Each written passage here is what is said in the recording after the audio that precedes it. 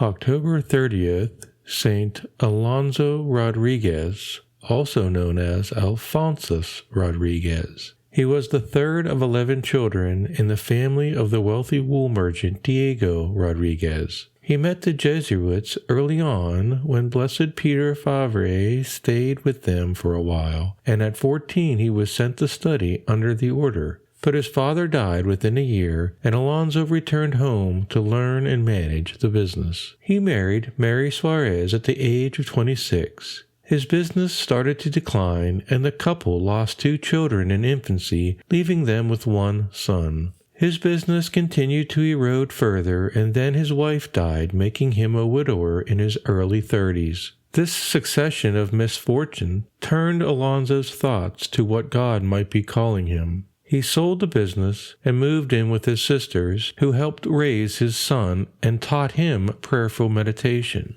After a few years, his son also died, and dividing all he had left between his sisters and the poor, he applied to the Jesuits. Being 40 and not too strong in health, he was refused. With the support of a friend, Father Luis Santander, he put himself through Latin school and was finally accepted in the Jesuit order as a lay brother. He was sent to a college on the island of Majorca, where he was made hall porter, a post he held for 46 years. His duties involved delivering packages, seeing to the lodging of travelers, and dispensing alms to the poor. From this humble post he influenced many through the years. He was obsessed with the spiritual and given to extreme self-imposed austerities. He also became friends and roommates with St. Peter Claver, whom he advised to request missionary work in South America. Alonso professed his final Jesuit vows at the age of 54.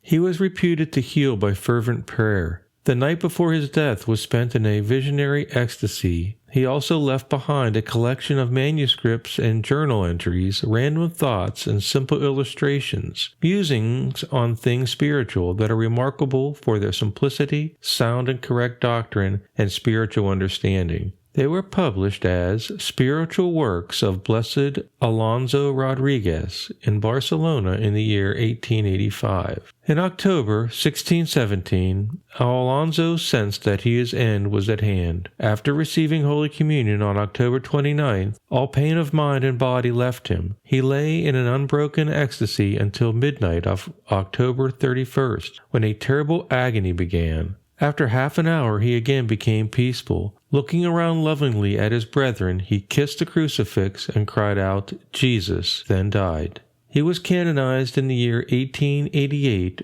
along with St. Peter Claver. He wrote in his book of maxims, "In the difficulties which are placed before me, why should I not act like a donkey? When one speaks ill of him, the donkey says nothing. When he is mistreated, he says nothing. When he is forgotten, he says nothing. When no food is given him, he says nothing. When he is made to advance, he says nothing. When he is despised, he says nothing.